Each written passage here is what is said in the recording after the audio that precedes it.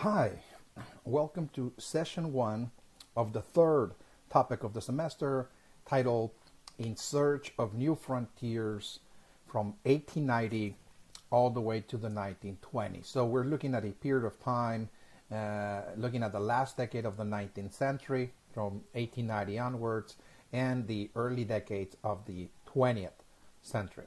Okay, during this period of time, this 30-year period that we're looking about, from 1890 to the 1920s, thereabouts.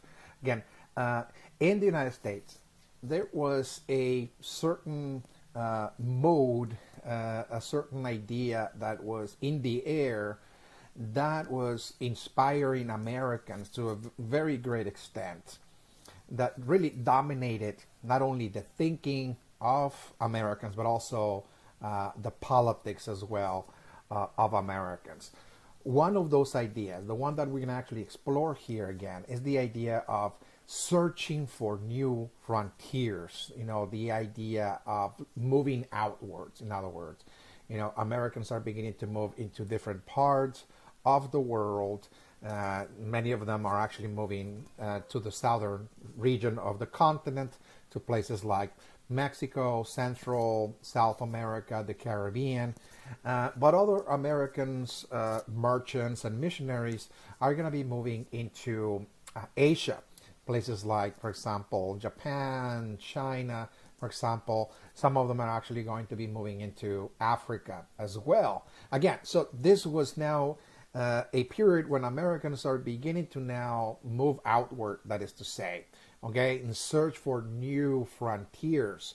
And this is what, again, we're going to be exploring now in this third topic, how Americans, as they were entering the modern age, as they were modernizing, they were now seeing the rise of an industrial society and an industrial economy, something we've looked at, of course, in the past in great detail.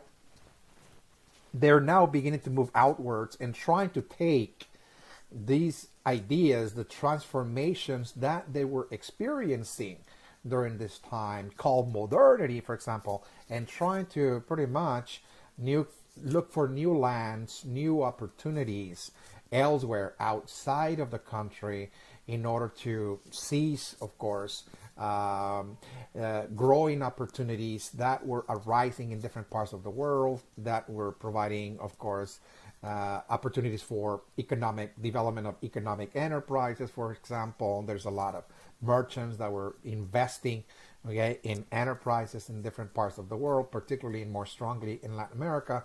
But also, there are going to be also a great many Americans taking the ideas of Christianity around the world as well, okay, trying to spread the gospel, the teachings of Christ, around the world. And many American missionaries are going to actually take that endeavor, in trying to move outward, precisely because they felt they were on a mission, to spread the Christian teachings. Again, something that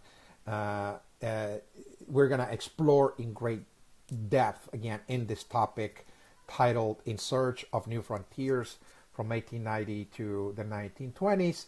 This is a period of time that historians called the period of American expansionism in the late 19th and early 20th centuries. Expansionism. That is to say, this is, for the first time in U.S. history, a time when Americans are expanding, that is to say, because prior, let's say, to 1890, Americans were indeed expanding, but they were expanding within the continent itself. They were moving westward. They were migrating westward into the western lands and the western territories, of course. So there was expansionism taking place. There were territorial growth, territorial expansionism prior to 1890. But as we'll see, by 1890, that expansionism comes to a halt here in North America, for reasons that we're going to explore. And as this expansionism is officially closed by 1890, Americans are now looking for new frontiers to expand in other regions of the world. Again, to take the ideas of modernity, that they were experiencing, and of course the ideas of Christianity, okay, around the world. Okay, so this is the third topic. This is the very first session. I have introduced what the topic is going to be about, and also the table of contents again is going to provide the organization of this topic that is essential for you to follow. In other words, to identify which areas we're going to actually elaborate upon. And so first, the first part is going to deal with the closing of the frontier in 1990. Okay, so if Americans are going to be looking for a frontier abroad, okay, after 1890, what that entailed, again, that the frontier that existed here in the continent of North America comes to a close, in 1890. So we're going to explore the process of the closing of the frontier, the historical, development of the frontier and why it comes to a close in that year. So that will serve really as the background, the historical background for understanding, of course, now why Americans are now searching for new frontiers. And again, part two explains, of course, now that one of the motivations or ideas that it served as an inspiration for millions of Americans to look outward for new frontiers was the idea to, as I said, to spread modernity in Christianity around the world. That Americans felt that they were on a mission, a religious duty or a religious mission to go about again spreading the values, the ideas of the United States around the world, particularly modernity and Christianity, believing that it was their God-given duty, to actually transform the cultures of the world so they can become more American, that is to say. So again, this is something we're going to explore in part two. That was a push factor, pushing people outward into the world. Okay, part three is going to look at it kind of like an economic analysis of the economic reasons and why Americans were also looking for new frontiers. And we're going to actually explore, for example, what was really going on in the United States around this time in the world of industry, for example, in the world of industry and commerce. That were certain issues, there were certain problems, certain limitations in American industry and commerce that convinced American manufacturers and American farmers that there was a need to search for foreign markets, new markets overseas for exports, in other words. We're going to explore all of that again in part three. So there were economic, of course, reasons that also pushed Americans outward into the world. Part four is going to look at a kind of pull factor, so to speak, in Latin America. Okay, in Latin America, what we're going to see in the latter part of the 1800s, early 1900s is some Latin American countries, for example, like Mexico and others, want to rapidly modernize, just like the U.S. So what they want is they want to develop an industrial economy, bring in capitalism, bring enterprises, bring technological development, railroads, and the like. So they want the same kind of economic progress that the United States was enjoying. And so what a number of different Latin American republics are going to do is open their doors for American investment, that is to say. Okay, so there's going to be like an open door policy, in Latin America, in certain regions of Latin America, whereby the ruling parties or rulers of those countries are going to invite American entrepreneurs and financiers and so on to come and invest, in the region to bring progress. In other words, bring, capitalism, industry, technologies, and the like. Okay, and number four is going to look at, number five is going to look at, again, another reason why Americans are moving outward into the world was the fact that by the end of the century, and as we're beginning the 20th century, the United States is going to actually acquire or annex certain islands located in specific regions of the world, particularly in the Caribbean, like for example Puerto Rico, for example, including some islands located in the Pacific Ocean, again like the island of Hawaii, for example. Okay, so the acquisition of those islands also provided an outlet, an opportunity for American investors to move there and actually develop, enterprise as well.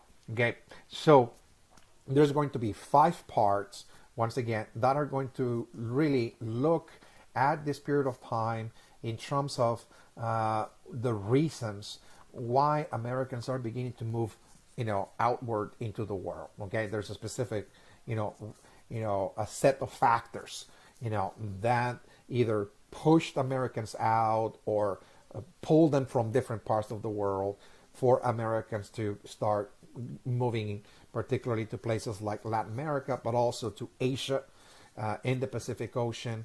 And as we'll see, there were also missionaries, religious missionaries that were also moving into places like Africa as well, during this time. Okay, so let's start with part 1.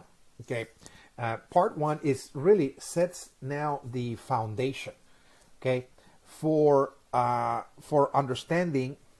Let's just check. Okay, yeah. So for understanding, why Americans are going to, in the first place, look for frontiers overseas, search for new frontiers abroad. That is to say, so part number 1 looks at the closing of the American frontier in 1890. So what that means is that there was a frontier, in the American experience. There was an American frontier that Americans were constantly crossing, so to speak, in order to find new opportunities, to find land, to find resources, to find jobs, and so on and so forth. So let me explain what that means, okay, in great detail. What do we mean about a frontier? Okay, so a frontier was the dividing line, that divided the eastern settlements, in the eastern coast that were first established by the British when the British arrived to North America in the 1600s to establish a series of colonies, the 13 colonies. Again, so all of the eastern settlements in the eastern seaboard, again, that were settled by the British and other European groups, were considered European civilization. And the frontier was the dividing line that divided that world, the European world of the settlers, and the world that laid all the way to the west, which was considered simply the wilderness or the wild. In other words, lands that were still uncolonized, unsettled by the Europeans, that were inhabited, of course, by different kinds of Native American societies, different Native American groups that were very distinct, very unique in many ways, of course. But that was a different world from the world of the European settlers, in the eastern seaboard. In other words, so the frontier was like a sort of cultural line, a cultural line that divided European civilization and the wilderness, just the wilderness, that is to say. And so that frontier existed ever since the British established those colonies back in the 1600s. And it was always a frontier that was pushed westward every time the colonists exhausted all of the resources and the lands, and they were going through population growth or overpopulation, so much so that really pushed a lot of those colonists to cross the frontier to look for opportunities, to look for lands again in the West. So that frontier, existed and has always existed ever since the 1600s all the way to the 1890, in terms of there was always some form of dividing line that divided again the European civilization and the wilderness. That was gradually shifting over the course of years, over the course of decades, and over the course of centuries. This European world is going to push the frontier westward little by little. In other words, as the European world was expanding and growing and so on, they're going to be, moving into those, wild territories, that is to say, and establishing more communities, eventually establishing towns, and eventually establishing, cities, and so on and so forth. And once we see, of course, the independence of the 13 colonies, starting in 1776. Yeah, so with this process of independence, when the colonies became now the United States, we see the formation of the United States, the same frontier, the same process continue. It was now a project carried out by Americans, no longer by the British. Now Americans are the ones that were expanding westward. They were moving westward, crossing that frontier, that cultural line, and settling more and more lands to the west.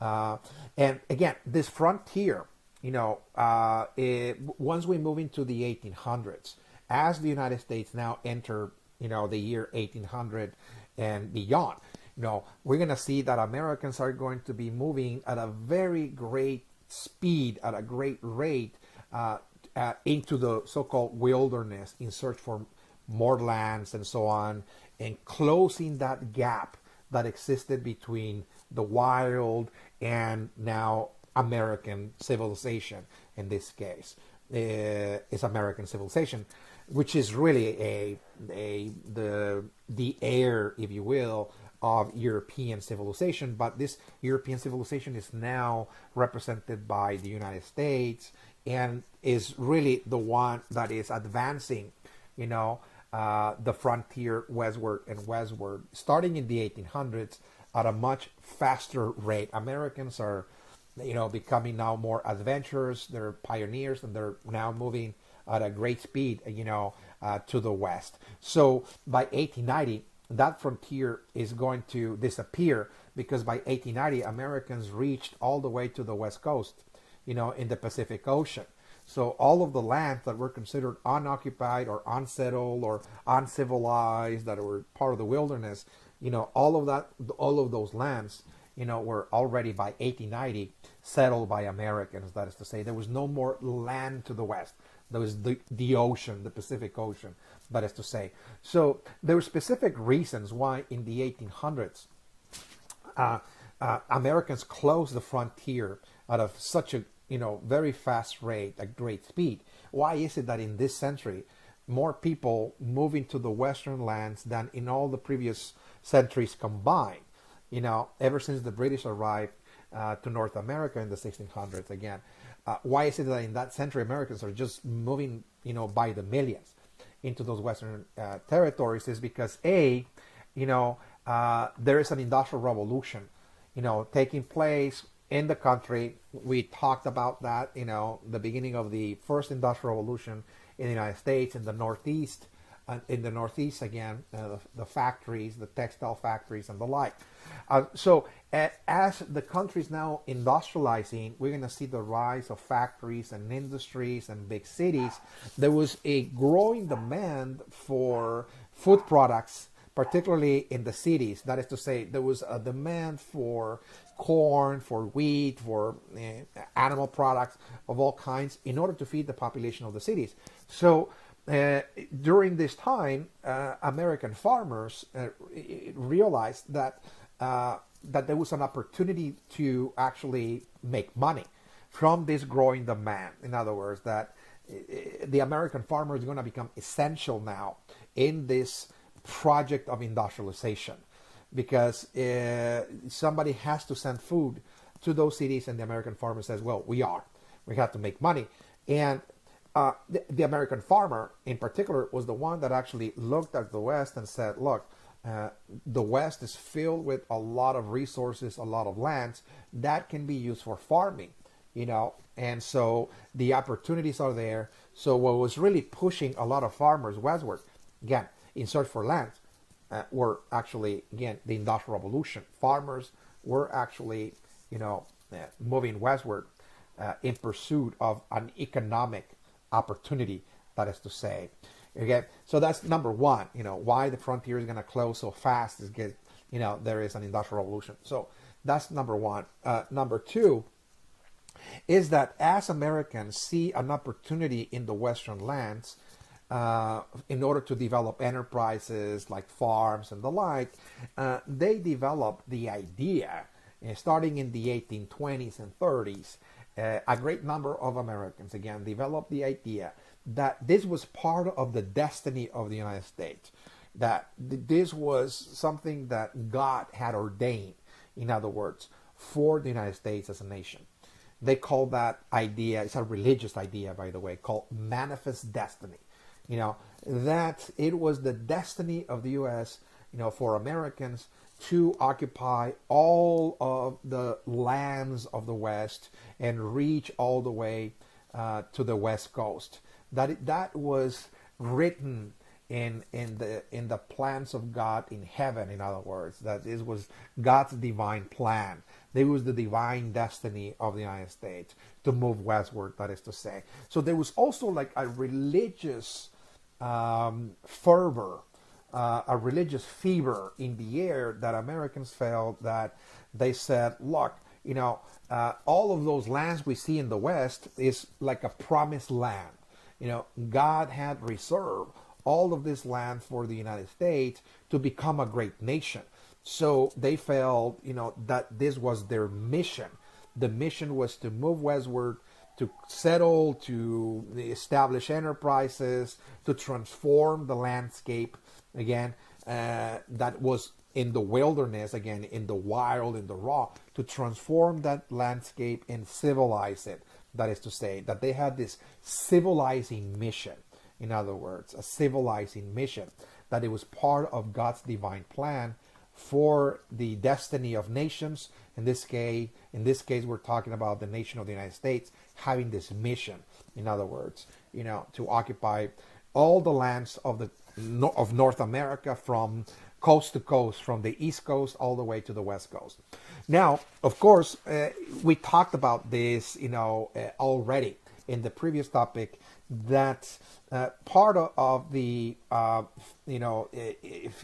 reasons why Americans are going to be moving in such a great speed to the Western territories had to do with certain projects, if you will, that the United States, U.S. Congress in this case, intended to move as many people as possible and actually link the Western territories with the rest of the country. So there was an intention, in other words, to transform this region as quickly as possible. And this, again, was really, this idea or this intention actually materialized when Congress passed the Homestead Act. The Homestead Act of 1862, giving 160 acres to American farmers, American families, again, that wanted to start a new farm, but a commercial farm. In other words, the idea was, look, we're gonna move people there in order to start, commercial enterprises. We're gonna create eventually millions of new farms in order to feed the industrial nation of the United States. And eventually, the idea is that we're going to actually export food around the world. This is going to become like the breadbasket, of the world. Not only the breadbasket of the United States, but what we want is, again, to really invest heavily in a agricultural, sector of the economy. As we're industrializing, that is to say, and we're investing in industry, it is also important to invest in the agricultural sector in order to be self-sufficient, in order for this industrial nation to really, succeed in transforming the country into an industrial economy, that is to say. So we need to grow our own food, and so we need to create more farms. So the Homestead Act had that, that intention. And of course, there were millions of people that flooded now the West after the Homestead Act because they were given pretty much land. It was a giveaway. So again, this created a huge opportunity for millions of Americans to pretty much be in control of their own land, in control of their own destinies, in very, very productive, again, in society.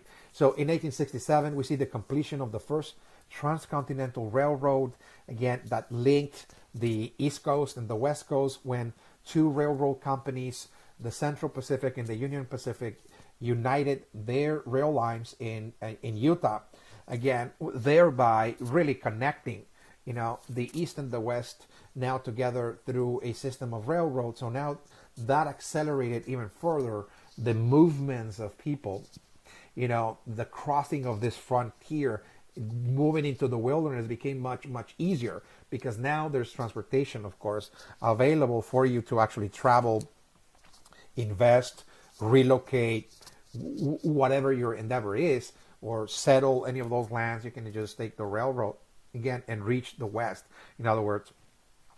And the coming of the Indian Reservation in 1890 was another, very important development that closed the frontier because the 40 nations that lived in this region, called the Wild West, by 1890, they were already moved into reservations. So they made the leap, the transition into a more communitarian, form of living, in which they're going to now be stationed in specific regions of the West. They were given their own lands for them to control their own land, so they can actually, preserve the group, preserve the society, preserve the cultural traditions, the rituals, the religion, the language, and the like. So again, so with the coming of the reservation, therefore, all of this land that was considered, lands that were still in the so-called wild, quote unquote, were considered to be now civilized, quote unquote, in terms of now, these lands that were previously occupied, by Native Americans are now lands that are totally open for settlement.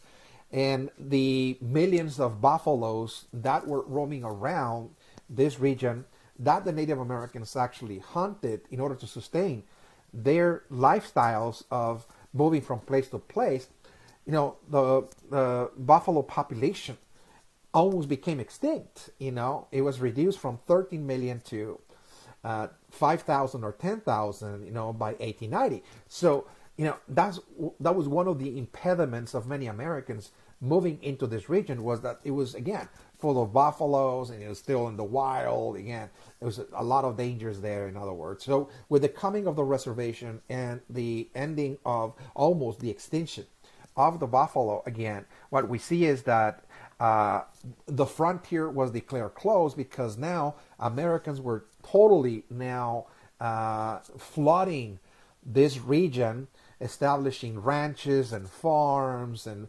mining companies, agricultural companies, and they have reached all the way to the West Coast. So there was no more place to go after 1890. Keep that in mind. So there's no more, lands that people are going to be moving westward.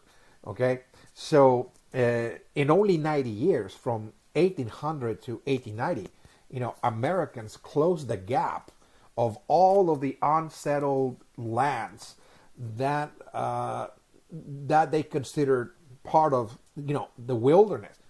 In only 90 years, Americans have already moved, again, all the way to the Pacific Ocean. They were already have reached Oregon, they have reached California and the like.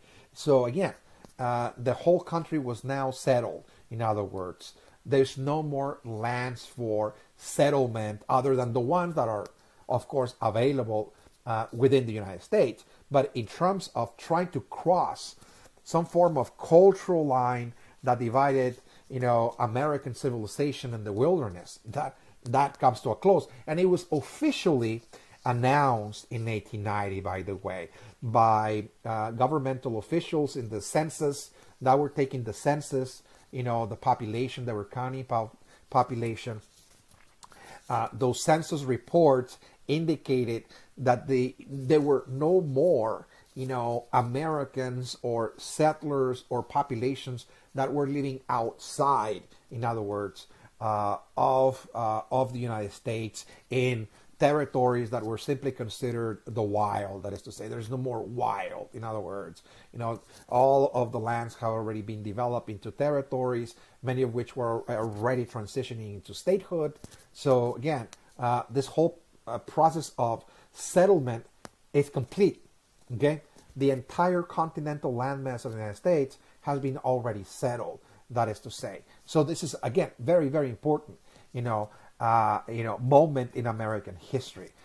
So much so that it inspired a number of historians to actually provide some form of assessment, a historical analysis about what can we learn about the frontier. In other words, what can we actually learn about the role that the frontier played in actually shaping Americans or shaping the country of the United States. Because this is something very unique. When we talk about, for example, the United States, the history of the United States, when you, for example, like once again, when you study, the early colonization, by Great Britain in North America, this has always been, a society ever since the 1600s, all the way to 1890, that was accustomed to migrate. In other words, that this was a society that was expanding. In other words, there's a continuity, there's a continuous, movement and expansion taking place. Okay, year by year, again, the first settlers that arrived from the 1600s all the way to 1890, again, were accustomed to be moving constantly year by year by year by year by year. So movement, migration was part of the American experience. It was something that it was constant, in other words. Whereas, for example, when you look at other countries, this idea that those countries were born out of expansion or migration, it is totally unknown in many countries around the world. Not all of them, but a great many countries were not countries that were born because the settlers, started out in a point, and after centuries they pretty much expanded all across a region. There were just a handful of such countries that experienced that. The United States was one of them, in other words. So what historians were very interested in is, of course, is trying to say, okay, so what did that, change for the peoples of the United States, the frontier, moving, for example, migrations and so on, the fact that there was always a frontier. And of course, the historian Frederick Jackson Turner, who lived during this time, wrote one of the most comprehensive theories of the frontier. It's called the Frontier Thesis. It's just like a frontier theory. Again, is the equivalent of saying this a frontier theory, the theory of the frontier. He wrote it in a paper titled "The Significance of the Frontier in American History," in which he's going to analyze, what the frontier actually did, in the shaping, for the shaping of the United States, the nation of the United States. So, number one, what he's actually saying here, again, is offering a kind of like psychological analysis, okay, of the frontier. That it had a psychological effect. The fact that there was always a frontier, a line that people were constantly crossing and migrating into the unknown, into uncharted territories, into the wilderness, that what it did is that it shaped the American character. The American character is the personality of Americans, that is to say. So what he's suggesting is that every nation, has like a sort of personality.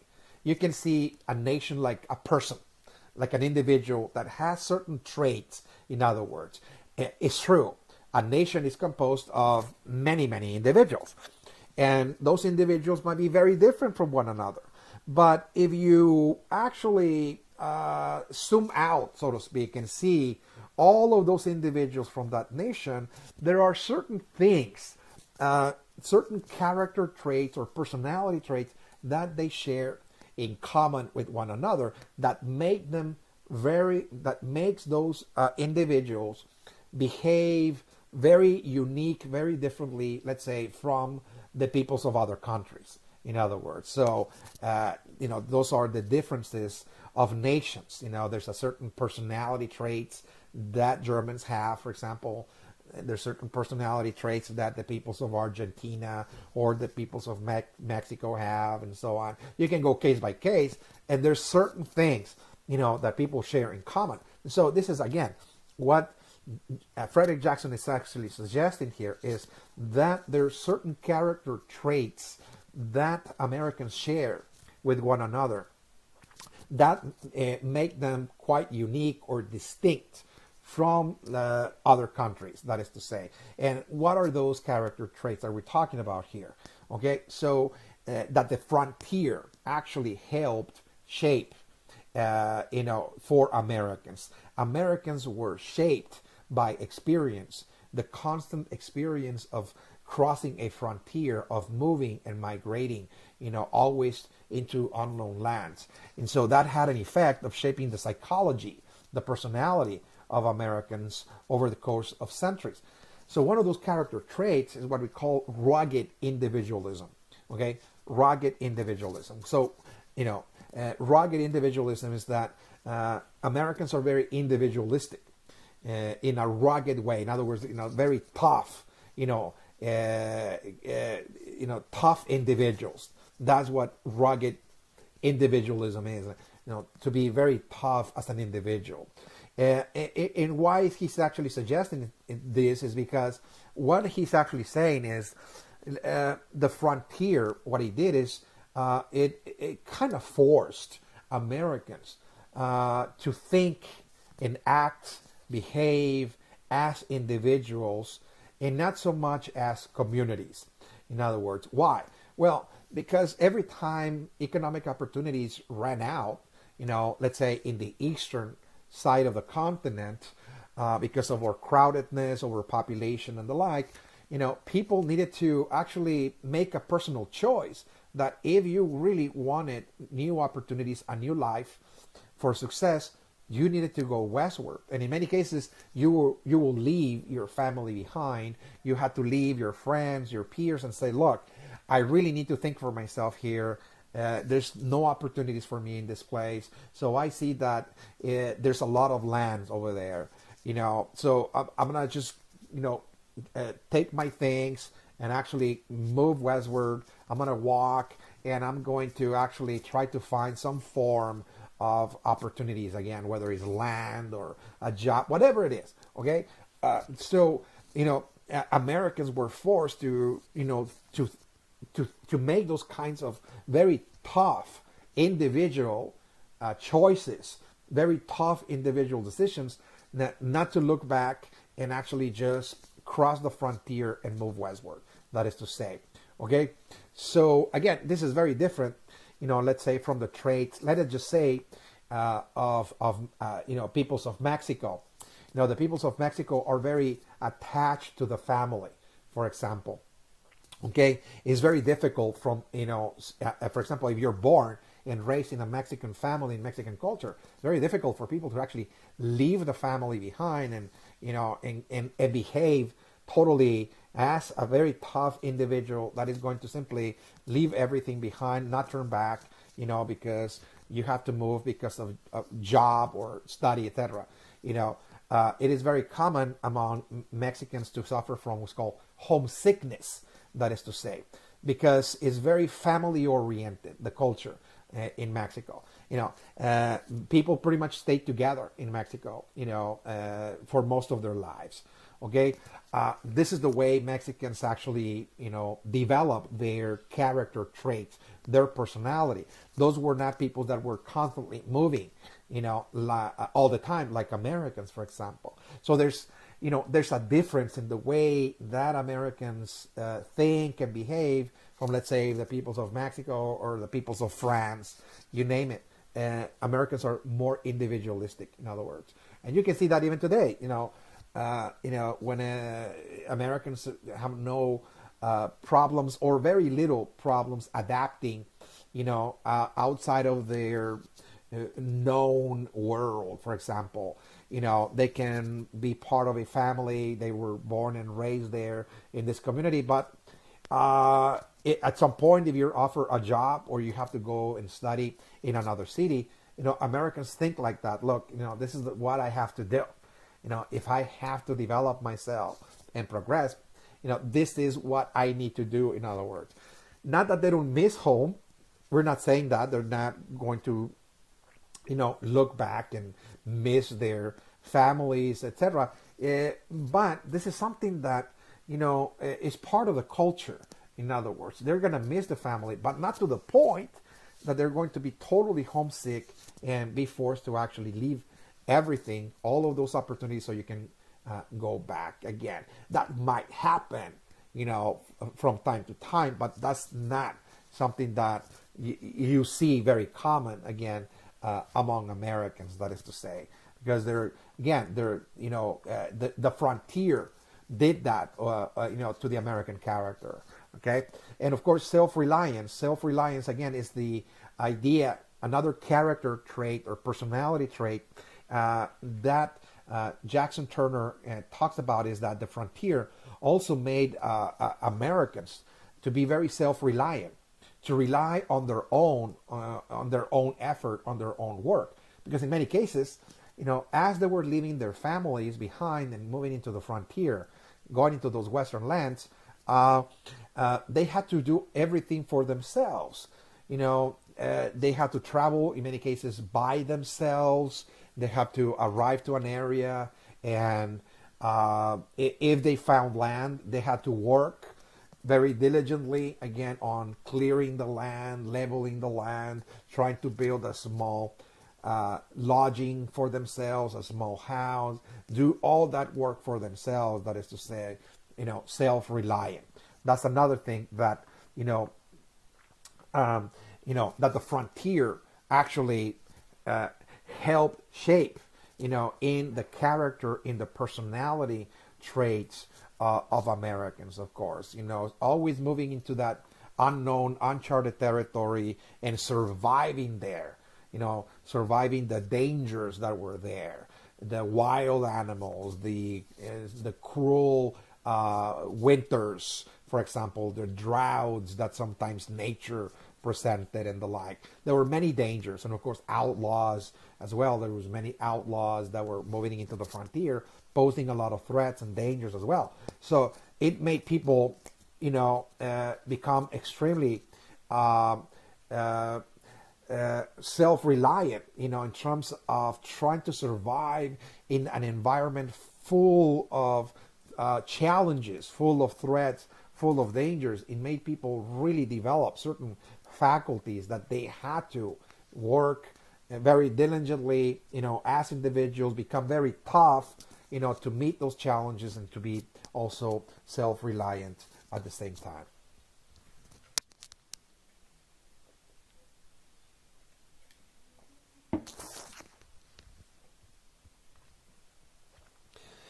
All right, so that's one of the psychological, that's really a psychological effect of the frontier. But there's also other issues that Frederick Jackson Turner talks about here. That is very, very important in his analysis of the significance of the frontier in American history, and that is that the experience of the frontier, the fact that there was always some land, waiting for you in the West, waiting for you to be adventurous, to be a pioneer, to be brave, to go there to actually encounter opportunities.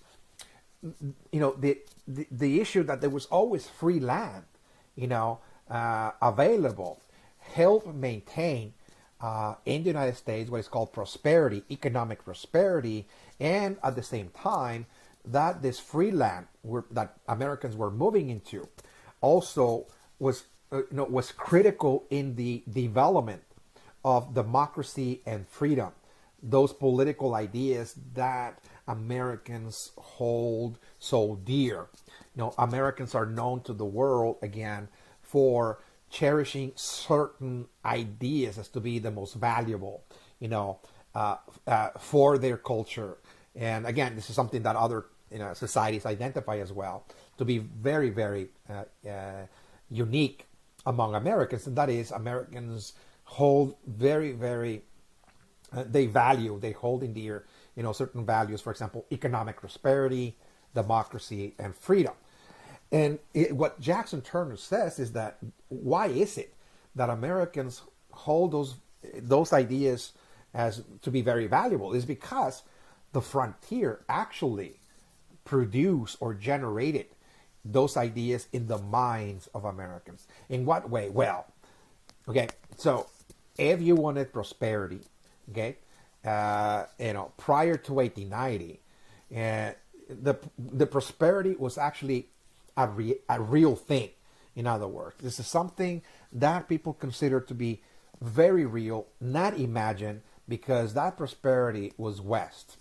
People considered always the West, those Western territories, the land of opportunity, because there was free land, and in that land there's a lot of resources. There's a lot of wealth waiting for an individual to move in there and actually, transform nature, take advantage of the natural wealth, the natural resources there to actually create an enterprise.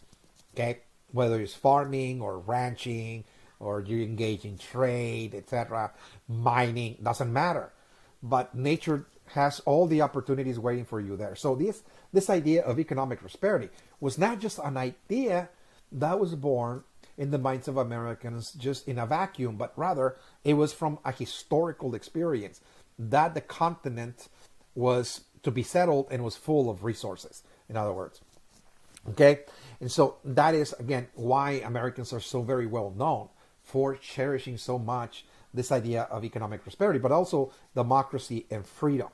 Okay, so in what way are we talking about here? Why is it that, the frontier created democracy and freedom, in the minds of Americans? Well, because as Americans were moving into the frontier, they were crossing that cultural line and moving into the wilderness, to transform nature into an enterprise, etc.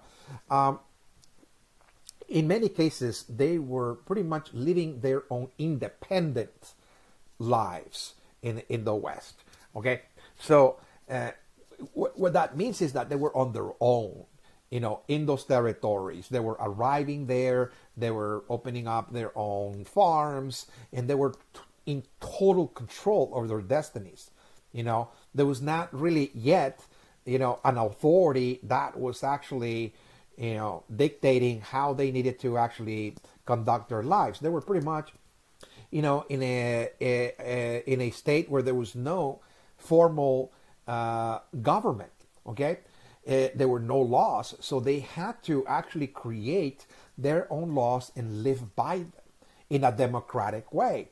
Okay, so this idea of democracy is when people are in control of their own political destinies. They're the ones that are actually deciding how they're going to live, how they're going to organize themselves, what kind of rules they're going to follow. Democracy means that people are in control, in other words, of the political process, of the rules or the laws. They're the ones actually voting or making those laws and living by them, in other words, as opposed to somebody actually, telling you, how to live your life. A political institution that is actually dictating again how you need to live. So democracy was actually born in the West. This is very important. Frederick Jackson Turner is saying, look, this idea of democracy in America was born in the frontier. It was not born in the eastern seaboard. No, democracy flourished. It was actually something that flourished, an idea, out of the pioneers, the American pioneers, all of those migrants that were moving into those lands that were living on their own. They were establishing their own farms, and they were forming communities, and farmers will get together, every week or every month to discuss their problems and make decisions in a democratic way. Do we need to build a road? Okay.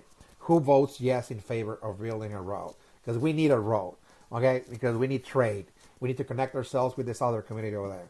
So how are we going to organize, the road in terms of who's going to build it, who's going to get paid, etc. So all of those decisions, okay, were formulated democratically because there was no formal government, not yet, in those lands. So they needed to pretty much conduct their own affairs, independently. So that gave rise to this idea of democracy, rule by the many, or people's rule, in other words. Again, something that Americans cherish, again, so much.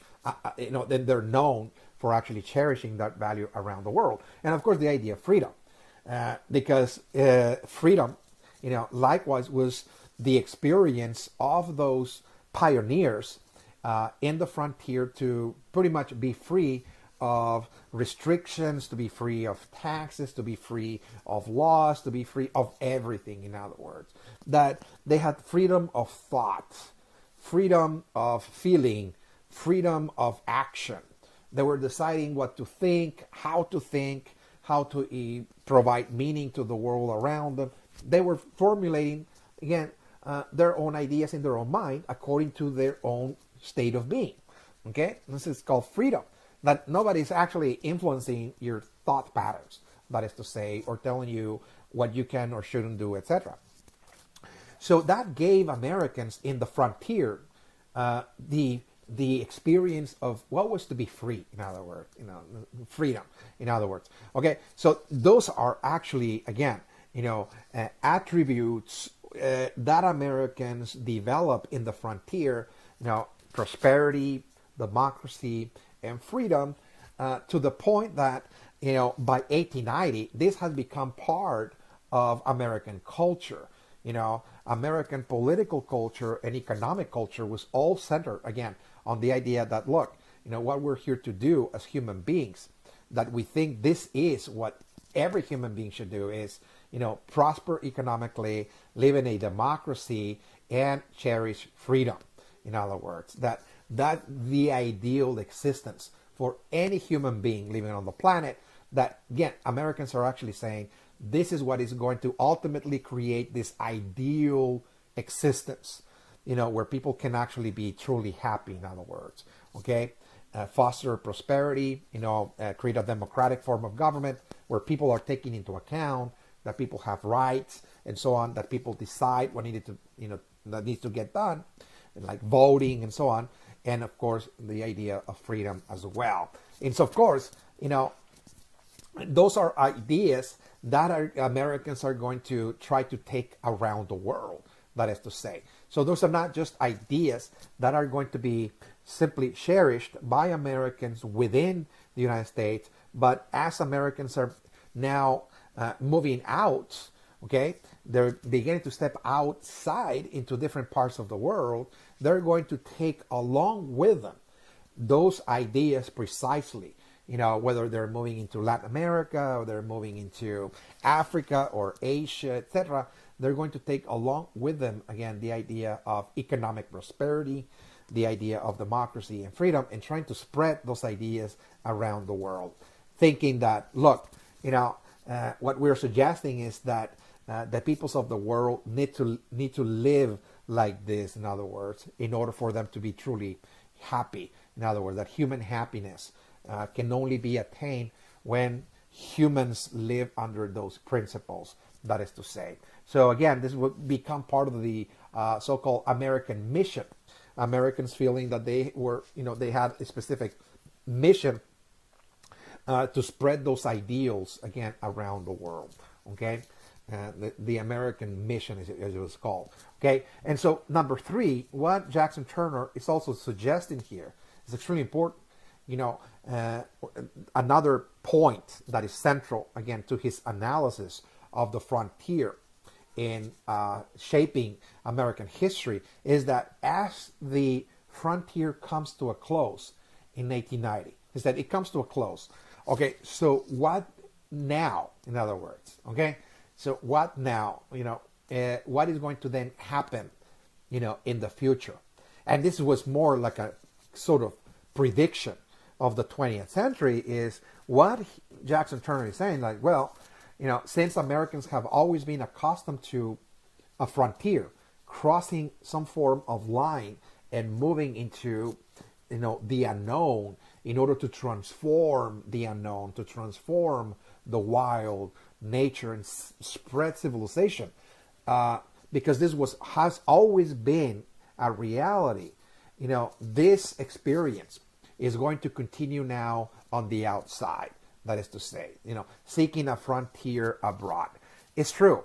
The frontier is now closed. Americans are now, in the West Coast. But what he's predicting is that now Americans are going to now pursue, again, frontiers elsewhere, overseas, in other lands, because this is part of,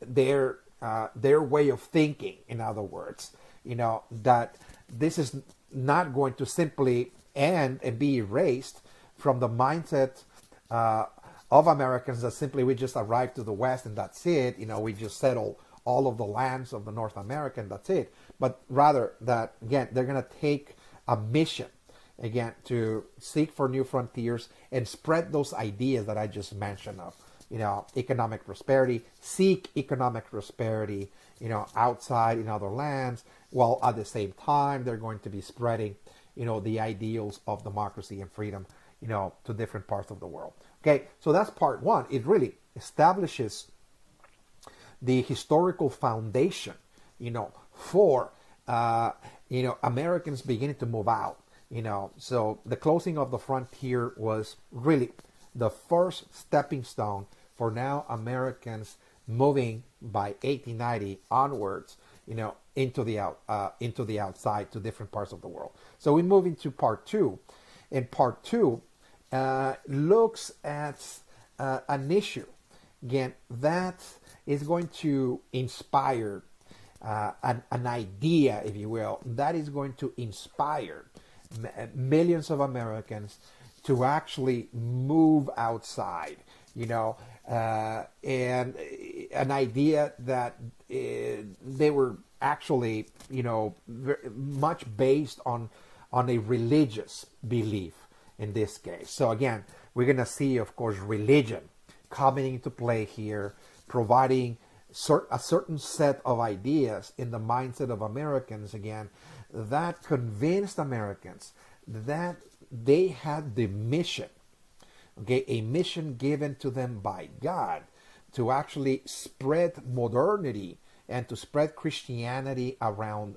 the world, around the planet, okay, a religious duty, a religious mission, okay. It's not just like, okay, look, yes, it's true, we're seeking for new economic opportunities and prosperity elsewhere, okay, and to spread the ideas of democracy and freedom. Of course, that's very, very, very important. But at the same time, what we're about to analyze here is that at the same time, there was a religious idea that served as a source of inspiration, if you will, for Americans to actually see that moving outside, was actually a mission. It was not even an option, but rather that this was a mission given to them by God, to spread both modernity and Christianity around the world. Okay, so when we talk about spreading modernity, again, what we're talking about is to spread the industrial high-tech civilization that the United States was transforming into in the latter part of the 19th century, that we already talked about I'm not here to repeat myself or all of that again, but this high-tech industrial civilization that was on the rise, we call modernity. Again, that Americans felt that they were given a mission by God to actually spread that high-tech industrial civilization around the planet, along with the predominant religion of the United States, which was, of course, Christianity. That this was the mission, again, of Americans to actually modernize the world. Okay? Just the same way that we're modernizing, we're being given now the duty, the religious obligation, to go around the world actually modernizing the peoples of the world as well. So to transform, in other words, the cultures of the world, to transform the cultures of the world, because this is the ideal existence, this high-tech industrial civilization that we're turning ourselves into. This is the ideal. This is, how human societies need to live, here in this planet. Because, the idea was that, look, the different cultures and the different civilizations of the world that were not modernized, both Americans and Europeans alike thought that all of those cultures that were not modernizing, that were still pretty much, living on the traditional kind of lifestyles of the past, that, those cultures were not really, civilized cultures, in other words. That was not really civilization. That true civilization was European civilization, and of course the civilization of the United States. That's what, civilization. What you see outside of that, that's, not real, civilization again. Those are cultures that are still trapped in, thought patterns, behavioral patterns that are not letting people progress and advance very much. In other words, that they will continue to live in poverty.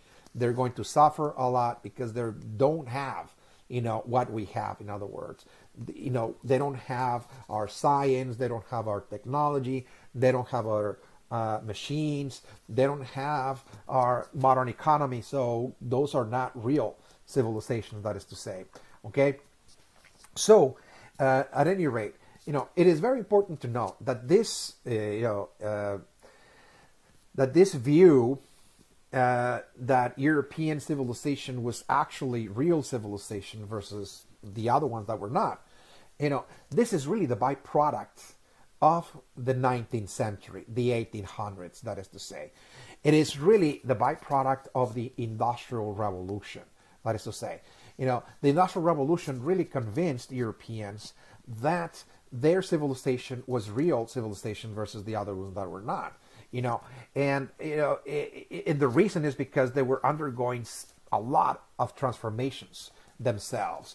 They were building large cities and enterprises, industries, railroads. They now have electricity, telephones, etc. So they were convinced that this was really a sign that they were really advanced, that they were the most advanced, the most intelligent peoples of the globe. And so they were building this high-tech civilization. Was now the first time that we're going to see a real, type of civilization in the world. This was new.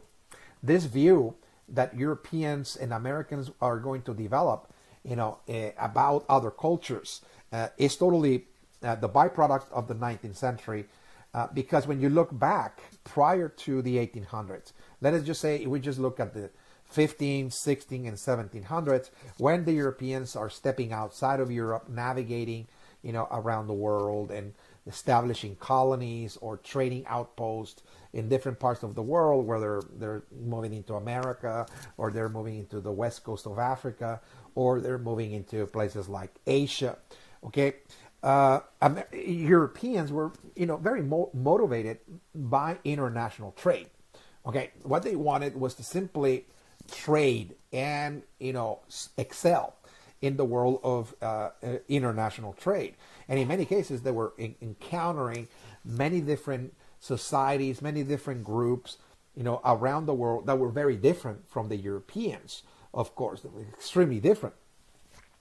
But in many cases, the Europeans had a different attitude back then than the one they developed, in the 19th century, that made them actually, not only partner up commercially with the societies that they encounter in different parts of the world, but actually even intermarry with them. There's a lot of intermarriages, again, between the Europeans and indigenous or native populations, whether we're talking about the populations of America or some in Africa or in Asia or in India, for that matter. Okay, from the 15th to the 1700s, we see the rise of hybrid cultures, hybrid, that they're mixed cultures, mixed peoples of European descent and native or indigenous descent from many parts of the world, by the way, okay, with hybrid, very mixed elements. And in many cases, many Europeans were actually, going native at the same time.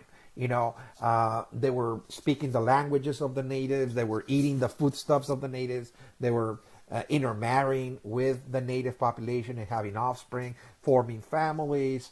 This is something that Europeans actually found fascinating. When they considered many of the cultures they encountered from around the world quite exotic, that there were exotic cultures, exotic peoples, etc. And they were blending in quite easily, with those societies during those times. But in the 1800s, from 1800 to 1900, that attitude, that view, that was quite relaxed, if you will, is going to change because of the Industrial Revolution. So the Industrial Revolution gives rise to this high-tech civilization, in Europe, and in both Europe and the United States. And so that changed the attitudes, of course, of Europeans, because now they're beginning to reconsider, the idea that, that perhaps the Europeans and all of the indigenous peoples of the world were simply just different, that they have different cultures and the like. They are beginning to look at their own European culture, at their own European civilization, as to be, in this case, superior. That is to say, because all of the marvels of the Industrial Revolution, all of the sophisticated technologies, again, really were considered works of wonder by the Europeans. That look, this is a sign that that we are, in other words, intellectually, different, intellectually superior to the different, other societies that are very traditional. So therefore, they develop what is called Eurocentrism. Okay, Eurocentrism is, again, it's a cultural bias that the Europeans develop, from which they're now viewing the world. Okay, they're viewing all of the cultures of the world through the lens of Europe, in other words. So they're beginning to see and compare the cultures of the world according to how Europeans live. So if other cultures don't follow the European, ways of life, and living in cities, dressing like Europeans, speaking European languages and having technologies, that if they're not really doing that, then they're lagging behind, in other words, because, true civilization is, European civilization, they said. So they really started measuring other societies according to how they saw themselves. That is called, again, Eurocentrism, believing that the center of the world was Europe, in other words, and, and that the whole world needed to be shaped according to the image of Europeans, that is to say. That is Eurocentrism. So, they developed this idea that, look, what we need to do is spread, European civilization, which is often termed Western civilization. Western civilization, of course, is European civilization, something that America is part of, the United States. That this is the mission, of the Europeans, that we need to go out into the world and now modernize, transform, in other words, the entire planet. All of the peoples of the world need to modernize, because we need to shape all of the cultures of the world according to the image of Europe. So whatever Europe is going through, and the U.S., by the way, with high-tech civilization, this is what we need to do. Spread it and transform, again, the entire planet according to this image. And they really believe that this was a religious duty. That God had actually given the white man, in this case, a burden. The burden to go out into the world and transform the world according to, the European way of life and thinking, to spread modernity and to spread Christianity. This was the duty, of the white man. It's called the white man's burden. That was actually, an idea that was actually written into a poem by the British poet Rudyard Kipling. Again, during this time, he was a poet that actually wrote a poem. It was so famous, called The White Man's Burden, that really talks about, how the Europeans actually saw themselves, during this time as to being burdened, by God, because they had the burden to uplift, in other words, the peoples of the world. That was a burden, because you have to go all over the world to uplift all of the peoples and the cultures of the world. It was, again, a responsibility given to the white man, in other words. Okay? And so it kind of captured the idea, again, the prevailing idea of this time. Now, at the same time, that they wanted to spread, modernization, this high-tech civilization around the world, to transform the cultures of the world to become more modern, more high-tech. There's also this idea that they're also, Europeans and Americans also saw themselves, being given a mission by God to spread Christianity. It's not just enough, to change the way of life of people so they can become more modern like us, living in cities and be surrounded by technologies, etc. But also that it's important that we have to save souls. In other words, we need to go out into the world and spread the gospel, to spread Christianity, the teachings of Christ. We need to convert as many people to Christianity, because this is also our duty. In other words, to prepare people for the afterlife and, save as many people as possible. Now, you might ask, why is it that Europeans and Americans are actually thinking like this? In other words, why is it that they felt the need to spread Christianity around the world? Is because during the late 19th century, early 20th century, really, there was a prophetic movement that was sweeping across Europe and North America. This was part of a Christian, prophecies. This prophetic movement was part of Christianity, that actually anticipates the second coming of Christ, in other words. So within Christianity, okay, within the Christian religion, there has always been a prophetic movement inside of Christianity that has survived for many, many centuries, again, in which Christians anticipate the second coming of Christ. Okay, it's part of biblical prophecy. It's in the last book of the Bible where it talks about prophecies. It talks about the second coming of Christ. It's called Christian millenarianism. Christian millenarianism, again, are the biblical prophecies that anticipate the second coming of Christ, in which he's going to return back to earth in order to establish a Christian kingdom that will last for 1,000 years, 1,000-year rule, which Christ is going to rule the earth. That's what millenarian, 1,000-year Christian, kingdom on earth. That is to say. And so, Christians have always been anticipating, the second coming of Christ. This is nothing, of course, nothing new.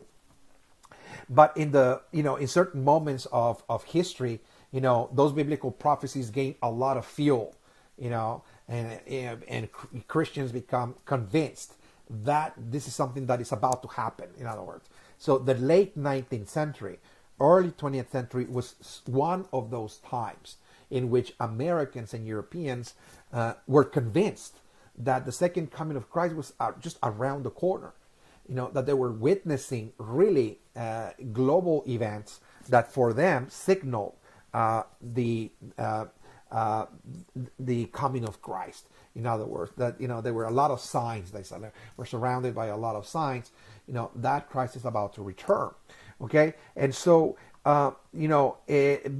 this really pushed a lot of American missionaries to move into the West in order to save the Native Americans. So we're going to see an influx of Protestant missionaries moving into the reservations in many cases, again, in order to spread the gospel among the natives and trying to convert them to Christianity. That was one, but that was not enough. It was not just enough to convert the Native American population in the reservations of the West, but also there was the idea to spread the gospel all over the planet. American missionaries were actually told that this was part of God's divine plan. There were pastors, ministers that during Sunday sermons will actually be saying that again to their congregations, that look, we're convinced that Christ is about to return, so it's important that you take on a mission and become a missionary, sign up in our church, and so we can send you to different parts of the world. So you are serving, God, you're serving Christ, and you're helping, Christ return sooner than anticipated, because, one of the conditions or requisites for the second coming of Christ is that the whole world will know about the second coming of Christ. We'll be expecting it, in other words. So we need to send a lot of people all over the world in order to actually announce what is about to happen, in other words. So again, Joshua Strong was one of those pastors, one of the most famous, most prominent pastors that was during this time advocating, congregations and a number of different Christian communities, the idea to actually participate in what's called the social gospel. The social gospel is, look, being Christians is not just staying at the church, but to use the teachings of Christ to improve society. We need to go out into the world to spread Christianity, but at the same time, we need to help the poor. We need to help other people that suffer, the sick, for example, the underprivileged, in other words. We need to go to other continents like Africa or Asia, etc., in order to help people that are living in poverty and so on. We need to, in other words, bring the benefits of our own society and our own modern civilization and go there as good Christians. Again, this is called the social gospel movement. As Christians, take the ideas of Christianity in order to become an activist. In other words, an activist to improve society, to reform and improve society. So those ideas again led to what is called a phenomenon that was known during this time as the age of Protestant missionaries. The age of Protestant missionaries. People say we're living in the age of Protestant missionaries because there were millions of Protestant missionaries that were coming out of the United States, and they were moving into places like Latin America, Mexico, Central America, Africa. They were moving into China, particularly. Again, there was an influx again of Protestant missionaries, particularly coming from Europe and the United States, that were going all over the planet, to build missions in localities where there were indigenous populations, Native American populations, for example, in the Americas, or indigenous peoples in Africa and so on, for the purpose of converting them, to Christianity, to baptize them, to teach them, English or some form of European language. European missionaries, Germans, French, Dutch, and the British were also moving around the world, and they were also teaching their own European language as well, so people can actually understand the Bible again in a European language, and to baptize them and to turn them into Christians. So they said we're paving the road for the second coming of Christ, because as more people are converted to Christianity, the faster that Christ is going to come back. In other words, they believed that was necessary. In other words, okay, so China, Africa, and Latin America again are regions of the world are going to be now visited by the millions again by Protestant missionaries coming from different parts of Europe, but particularly coming from, in this case, from the United States. Now, it was not just the simple fact of those Christian missionaries to simply arrive there and convert those populations in those continents to the Christian faith. There was another function that they were also engaged in. Protestant missionaries that were moving around the world also played other key functions. Why Christianity was very important to spread it around the world, because those Protestant missionaries were paving the road for modernization. In other words, that they were key, figures, those Protestant missionaries, in preparing those societies for the arrival of modernity, for the arrival of this high-tech industrialized world. Okay?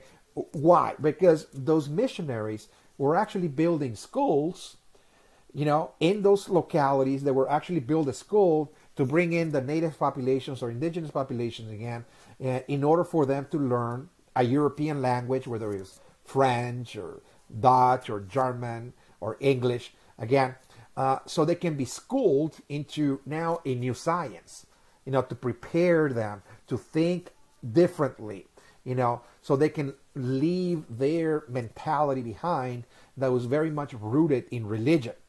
So instead of thinking about religion in terms of how the world works, they said, well, we need to instill in those local populations a more scientific approach. The approach that we have, in other words, and we use, more materialistic, in other words. So those Protestant missionaries were building schools in order to train, again, those populations to think more scientifically, and they were bringing modern medicine with them. So once again, trying to get them to think about treatments that did not involve spells or rituals or ceremonies. That what we need to do is try, get them to understand that the human body, is treated more differently, more physically. That is to say, bring medicine there, build hospitals.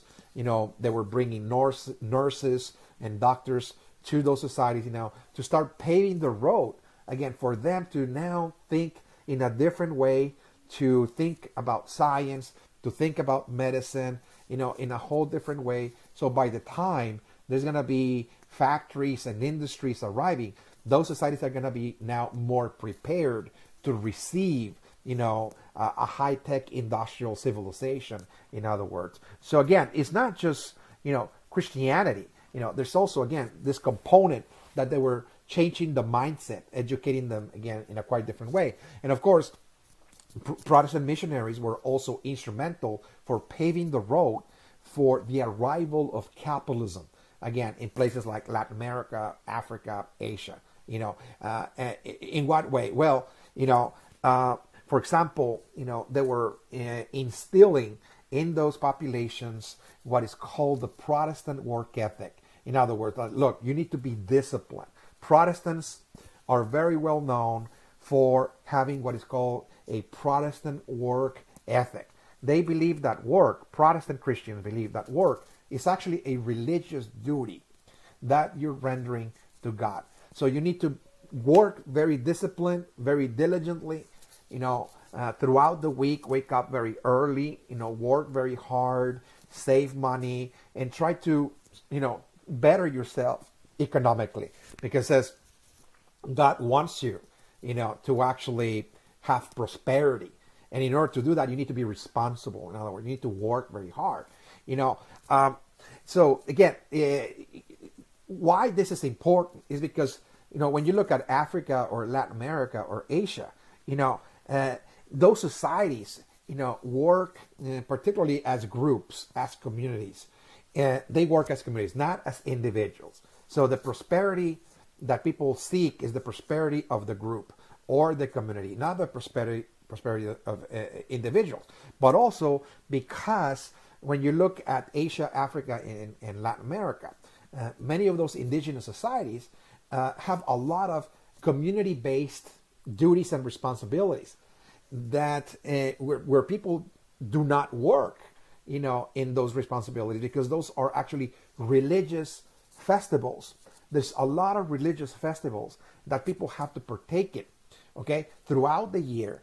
That one of your responsibilities as a member of the community is to, participate in the ceremonies, the pilgrimages, and so on that take place, 5 or 8 or maybe 10 times a year. And those ceremonies can last for many, many days. So, if you're going to bring capitalism into a society and bring factories and enterprises in societies that spend so much time in rituals, so much time in ceremonies, they're not going to be disciplined. They're not going to have the work discipline to say, look, I need to wake up every day very early, go to the factory, be there all day, then go back home and so on. And this is what I need to do, to be responsible, to discipline myself, to be at the factory or working at this company for a wage, and forget about my celebrations. Forget about the Virgin or the saint or the God that we pray to throughout the year, that we spend so much time actually celebrating. That's not going to work, because those industries are going to find that their workers are not going to work in many days of the year, because they have community obligations, religious obligations, that is to say.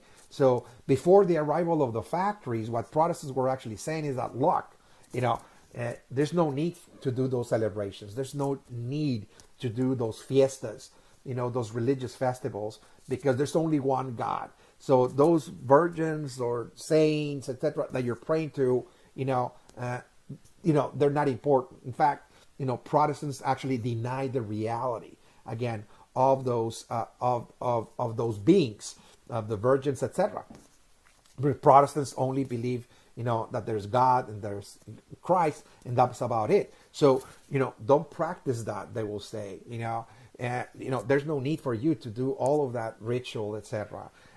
What you need to do is focus on work. That is to say, that is your religious duty. That is to say. So by doing that, by converting those populations to Protestantism, so they can become Protestants, what they were actually doing, at the same time, is trying to train people to think and act as individuals, and to be very disciplined at work. And it's called work discipline. To abandon their traditions, to abandon their religious festivals, so they can be more focused again in working for a company or an industry and the like. Okay, so this is again pretty much the function again of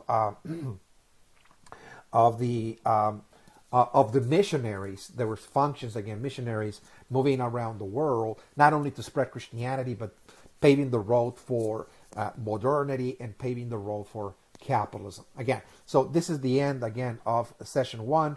When we come back, we're going to look into other issues that also pushed Americans into the outside. This is something that we're going to see in great detail when we come back again in session 2. This is all I have for you, and I'll see you then in session 2. Thank you.